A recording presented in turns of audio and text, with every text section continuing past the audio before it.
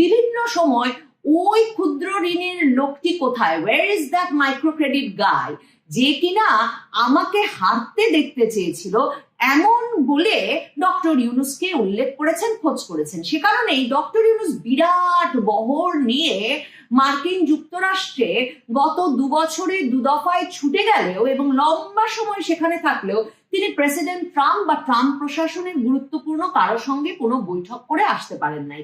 এসবেরই ফল ভোগ করতে হচ্ছে বাংলাদেশের জনগণকে। এখন বাংলাদেশিদের জন্য মার্কিন প্রেসিডেন্ট ডোনাল্ড ট্রাম্পের উদ্যোগে তার প্রশাসন যে ধরনের একটা ব্যবস্থা গ্রহণ করলো, একে শাস্তিমূলক ব্যবস্থা না ভাববার কোনো কারণ নাই।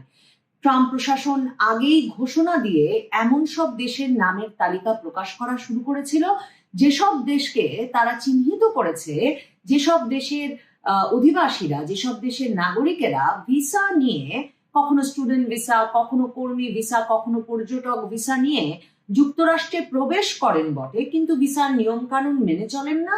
আর সবচেয়ে বড় অভিযোগ, ভিসা শেষ হলেও তারা নিজ নিজ দেশে সময় মতো ফিরে যান না। এমন তালিকা ধরে ধরে ট্রাম্প প্রশাসন ওই সব দেশের নাগরিকদের ক্ষেত্রে ভিসা দেওয়ার পর একটা আর্থিক নিশ্চয়তা, মোটা অঙ্কের টাকার গ্যারান্টির বিনিময়ে শুধু তারা যুক্তরাষ্ট্রে ঢুকতে পারবেন, এমন একটা নিয়ম চালু করতে যাচ্ছে। সেই খবরটা ছিল কিছুদিন ধরেই। এর আগেই প্রথমেই যুক্তরাষ্ট্র 2টো দেশকে তালিকাভুক্ত করে এই শাস্তিমূলক ব্যবস্থা গ্রহণ শুরু করে। প্রথমেই তারা জাম্বিয়া এবং মালাউইর মতো দেশের ভ্রমণকারীদের ক্ষেত্রে এই শাস্তিমূলক ব্যবস্থার ঘোষণা দেয়, মানে পরীক্ষামূলকভাবে ওই 2 দেশের ভিসা প্রাপ্ত ব্যক্তিবর্গকে ঢুকতে হলে একটা মোটা অঙ্কের টাকা গ্যারান্টি দিয়ে ঢুকতে হবে, এই ঘোষণা দেয়। এরপর আরো 7টি দেশের নাম যুক্ত করে যুক্তরাষ্ট্র। এখন যেমনটা আশঙ্কা করা হচ্ছিল, বাংলাদেশের নামও যুক্ত হয়ে গেছে যুক্তরাষ্ট্রের ভিসা বন্ডের তালিকায়। ভিসা বন্ড বিষয়টা কি, যেটা বলছিলাম, এটা একটা আর্থিক গ্যারান্টি, যার ফলে কিছু নির্দিষ্ট দেশের বিদেশি নাগরিকরা সাময়িক ভিসা দেওয়ার আগে এমন জামানত জমা দেবেন বা নিশ্চয়তা জমা দেবেন যেন তারা ভিসার শর্ত, বিশেষ করে সময়সীমাটা মেনে চলেন।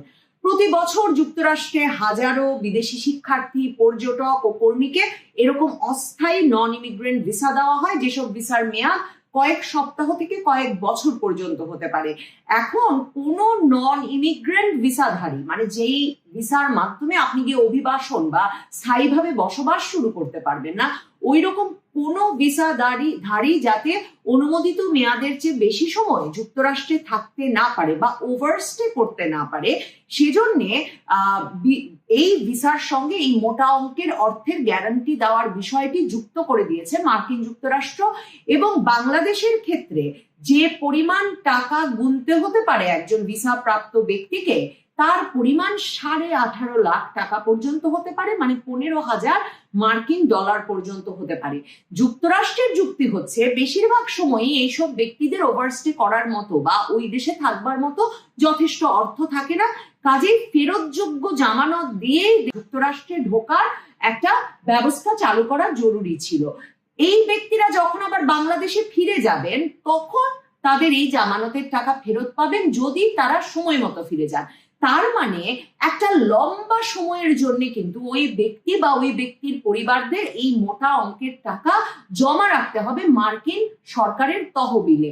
এখন দেখেন, এর মাধ্যমে ক্ষতিগ্রস্ত হচ্ছেন কিন্তু বাংলাদেশ থেকে যুক্তরাষ্ট্রে পড়তে যেতে চাইছেন যারা, তারাও। কারণ স্টুডেন্ট ভিসার ক্ষেত্রেও, কর্মী ভিসার ক্ষেত্রেও, এমনকি বেড়াতে যেতে চাইছেন যারা, মানে পরিবারকে দেখতে যেতে চাইছেন যারা, কিংবা পর্যটনের জন্য যেতে চাইছেন যারা, তাদের ক্ষেত্রেও কিন্তু এই মোটা অঙ্কের টাকা গুনতে হবে।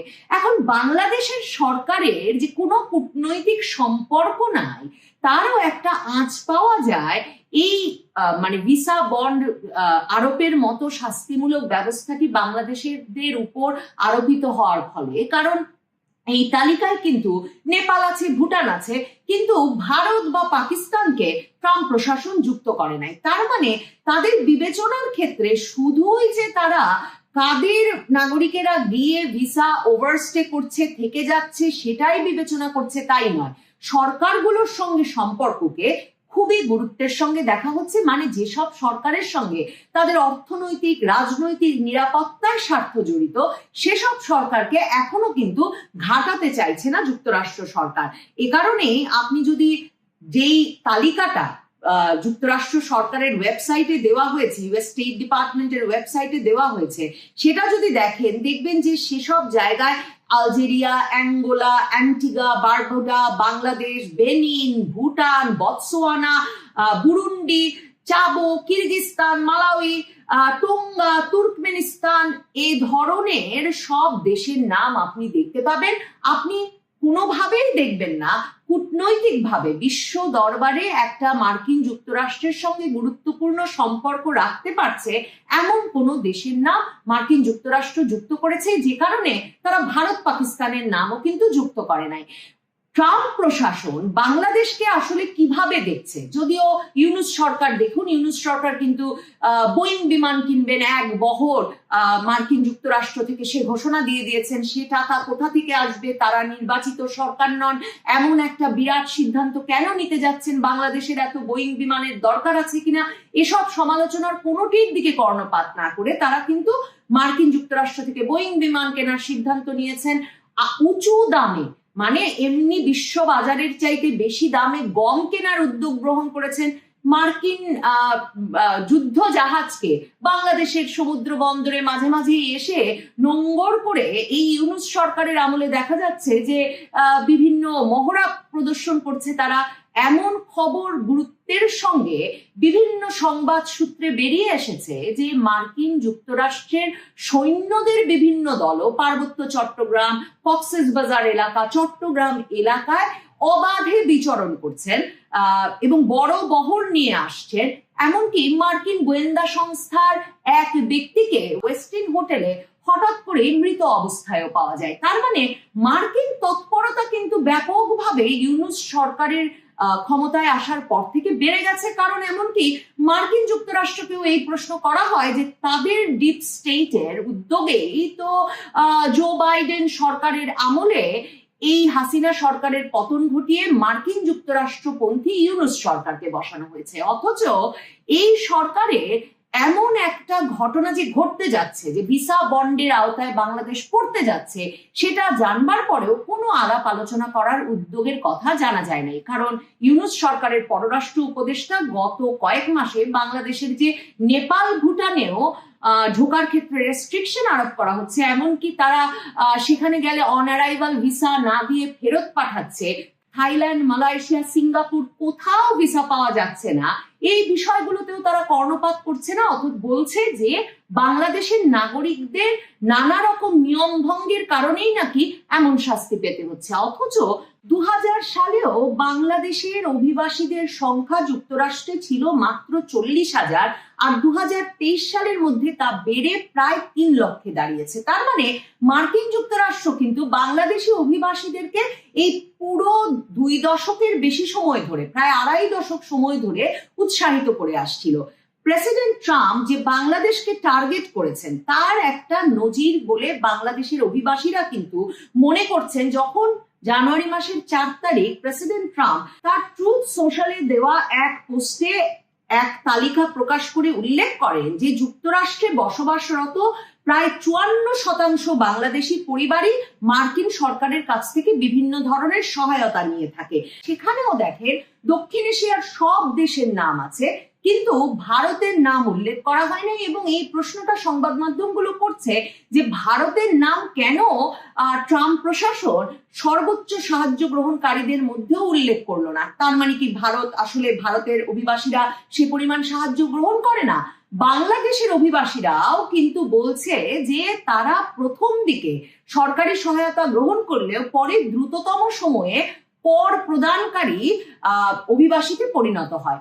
এখন বাংলাদেশ সরকারের তো উচিত ছিল এই পরিসংখ্যান প্রস্তুত করে মার্কিন যুক্তরাষ্ট্র সরকারের সঙ্গে আলোচনা করা, যাতে ভারতের নাম যেমন নাই এই যারা সরকারি সহায়তা সবচেয়ে বেশি গ্রহণ করে এমন অভিবাসীদের তালিকায়, ট্রাম্পের ওই তালিকায় যাতে বাংলাদেশও না উঠতে পারে সেই চেষ্টাও তো বাংলাদেশ সরকারের করা উচিত ছিল। কিন্তু বাংলাদেশ সরকার আসলে মার্কিন যুক্তরাষ্ট্রের এই সরকারের সঙ্গে কোনো সম্পর্কই স্থাপন করতে পারে না, কারণ 2025-এর শুরুর দিকে প্রেসিডেন্ট ট্রাম্প যখন ক্ষমতায় আসেন তার আগেই কিন্তু নির্বাচনের সময়ই 2024-এর নভেম্বর মাসের দিকেই প্রথম প্রেসিডেন্ট ট্রাম্প বাংলাদেশকে উল্লেখ করে কোনো পোস্ট দিয়েছিলেন এবং সেই পোস্টে তিনি সরাসরি উল্লেখ করেছিলেন যে বাংলাদেশে হিন্দু, খ্রিস্টান এবং অন্যান্য সংখ্যালঘুদের ওপর বর্বর হামলা হচ্ছে এবং এর নিন্দা জানিয়ে তিনি বাংলাদেশে একটা পুরোপুরি বিশৃঙ্খল পরিস্থিতি চলছে অন্তর্বর্তী সরকারের আমলে সে কথা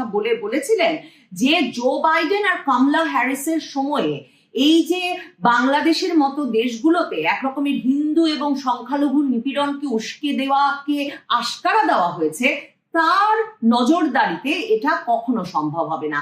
প্রেসিডেন্ট ট্রাম্প ডক্টর ইউনূসকে কিভাবে দেখেন তার নানা রকম একটা রেফারেন্স কিন্তু মার্কিন যুক্তরাষ্ট্র সহ পৃথিবীর বিভিন্ন দেশের পত্রপত্রিকায় অনলাইন ঘাটলেই পাওয়া যায়। সেখানে দেখবেন 2016-তে যখন ইউনূসের বন্ধু হিলারি ক্লিন্টন আর প্রেসিডেন্ট ট্রাম্প তারা প্রেসিডেন্ট পদে প্রতিদ্বন্দ্বিতা করছিলেন, তখন যেহেতু ডক্টর ইউনূস মোটা অঙ্কের ডোনেশন দাতা হিসেবে ক্লিন্টন ফাউন্ডেশনে মোটা অঙ্কের অর্থদাতা হিসেবে চিহ্নিত হয়েছিলেন, আন্তর্জাতিক বার্তা সংস্থা এপি সহ নানা আন্তর্জাতিক সংবাদ মাধ্যমে, কাজে ট্রাম্প ব্যক্তিগত পরিসরে বিভিন্ন সময় ওই ক্ষুদ্র ঋণের লোকটি কোথায়, where is that micro credit guy, যে কিনা আমাকে হারতে দেখতে চেয়েছিল, এমন বলে ডক্টর ইউনূসকে উল্লেখ করেছেন, খোঁজ করেছেন। সে কারণেই ডক্টর ইউনূস বিরাট বহর নিয়ে মার্কিন যুক্তরাষ্ট্রে গত 2 বছরে 2 দফায় ছুটে গেলেও এবং লম্বা সময় সেখানে থাকলেও তিনি প্রেসিডেন্ট ট্রাম্প বা ট্রাম্প প্রশাসনের গুরুত্বপূর্ণ কারোর সঙ্গে কোনো বৈঠক করে আসতে পারেন নাই। এসবেরই ফল ভোগ করতে হচ্ছে বাংলাদেশের জনগণকে এখন, এবং বাংলাদেশের অভিবাসীরা যারা মার্কিন যুক্তরাষ্ট্রে জ্যাকসন হাইটস এলাকাতেও এই নিয়ে যে একটা আতঙ্ক ছড়িয়ে পড়েছে যে অভিবাসীদের যখন ব্যাপক ধরপাকড় চলছে যুক্তরাষ্ট্র জুড়ে, তখন বাংলাদেশি অভিবাসীদের নাম যেহেতু ট্রাম্পের তালিকায় উঠেছে সেদিকেও ট্রাম্প নজর দেবে, এই আতঙ্ক কিন্তু ছড়িয়ে পড়েছে। প্রেসিডেন্ট ট্রাম্পের প্রশাসনের অত্যন্ত গুরুত্বপূর্ণ ব্যক্তি ট্রাম্পের ঘনিষ্ঠ তুলসী গ্যাবার্ড, যিনি কিনা মার্কিন যুক্তরাষ্ট্রের জাতীয় গোয়েন্দা প্রধান, তিনি বাংলাদেশের নাম উল্লেখ করেছিলেন এই 2025-এর শুরুতে, এটা বলে যে যুক্তরাষ্ট্র কোনো দেশেই ইসলামপন্থীদের প্রসার ঘটা বা ইসলামপন্থীদের শক্তি সঞ্চয়ের বিষয়টি ভালোভাবে দেখে না, তারা উদ্বিগ্নভাবে বাংলাদেশের ঘটনা প্রবাহের দিকেও নজর রাখছে এবং এই যে সংখ্যালঘুদের বা ভিন্ন মত দমন করে ইসলামপন্থীদের খিলাফত প্রসারের চেষ্টা, সেটাকে যুক্তরাষ্ট্র পৃথিবীর নিরাপত্তার জন্য গুরুতর সংকট হিসেবে দেখে। প্রেসিডেন্ট ট্রাম্প এ দফায় ক্ষমতায় আসার পর 2025-এর ফেব্রুয়ারিতে যখন ওয়াশিংটনে দ্বিপাক্ষিক বৈঠক করতে ভারতের প্রধানমন্ত্রী মোদী গিয়ে পৌঁছেছিলেন, তখন প্রধানমন্ত্রী মোদী আর প্রেসিডেন্ট ট্রাম্পের এক যৌথ সংবাদ সম্মেলনে এক সাংবাদিক সরাসরি প্রশ্ন করেছিলেন যে বাংলাদেশের বর্তমান অবস্থা প্রসঙ্গে কি বলবেন, সেখানে সংখ্যালঘু নির্যাতন প্রসঙ্গে কি বলবেন, কারণ মার্কিন যুক্তরাষ্ট্রের ডিপ স্টেট জো বাইডেন সরকার তো গুরুত্বপূর্ণ ভূমিকা রেখেছিল শেখ হাসিনা সরকারের পতন ঘটানোর জন্য। তখন প্রেসিডেন্ট ট্রাম্প স্পষ্টতই বলেন যে মার্কিন ডিপ স্টেট কোনো ভূমিকা রাখে নাই হয়তো শেখ হাসিনা সরকারের পতন ঘটানোর জন্য, কিন্তু বাংলাদেশ প্রসঙ্গে প্রশ্নের উত্তর দেওয়ার ক্ষেত্রে তিনি প্রধানমন্ত্রী মোদীকেই সুযোগ করে দিতে চান, কারণ প্রেসিডেন্ট ট্রাম্প প্রশাসনের যে নিরাপত্তা মানচিত্র পুরো বিশ্বে, সেই নিরাপত্তা অঞ্চল ভাগাভাগিতে ইন্দো প্যাসিফিক অঞ্চল, ইন্দো প্রশান্ত মহাসাগরীয় অঞ্চল, যেখানে ভারত আছে, মিয়ানমার আছে, বাংলাদেশ আছে, সেই পুরো অঞ্চলের তারা মনে করেন তাদের সবচেয়ে ঘনিষ্ঠ বন্ধু এবং পরামর্শক হচ্ছে ভারত, এবং এক্ষেত্রে তারা মনে করে যে এই অঞ্চলে চীনের প্রভাব মুক্ত রাখবার ক্ষেত্রে ভারতই তাদের সবচেয়ে ঘনিষ্ঠ এবং কার্যকরী বন্ধু হতে পারে। কাজেই ভারতের নিরাপত্তা উপদেষ্টা বা ভারত যখন ক্রমাগত বাংলাদেশে সংখ্যালঘু নির্যাতন সহ বিশৃঙ্খল পরিস্থিতি এবং এক ধরনের ইসলামী চরমপন্থার বিকাশ সম্পর্কে উদ্বেগ প্রকাশ করছে, তখন মার্কিন যুক্তরাষ্ট্র যে এমন সব ব্যবস্থা নেবে সে বিষয়ে তো ইউনূস সরকারের প্রস্তুত থাকা উচিত ছিল বটে। কাজেই যুক্তরাষ্ট্র সরকারের সঙ্গে, মানে ট্রাম্প প্রশাসনের সঙ্গে, ট্রাম্প সরকারের সঙ্গে ক্লিন্টন ঘনিষ্ঠ, বাইডেন ঘনিষ্ঠ, ডেমোক্র্যাট পার্টির ঘনিষ্ঠ ইউনূস সরকারের যে কার্যকর কোনো সম্পর্ক গড়ে ওঠে নাই, এবং তার ফলশ্রুতিতে যে যুক্তরাষ্ট্রের সঙ্গে সম্পর্কহীন বা যুক্তরাষ্ট্র অত্যন্ত একরকমের তুচ্ছ করে দেখে যেসব দেশ, সেসব দেশের তালিকায় বাংলাদেশকে উঠে পড়তে হচ্ছে, সেটা নিশ্চিতভাবেই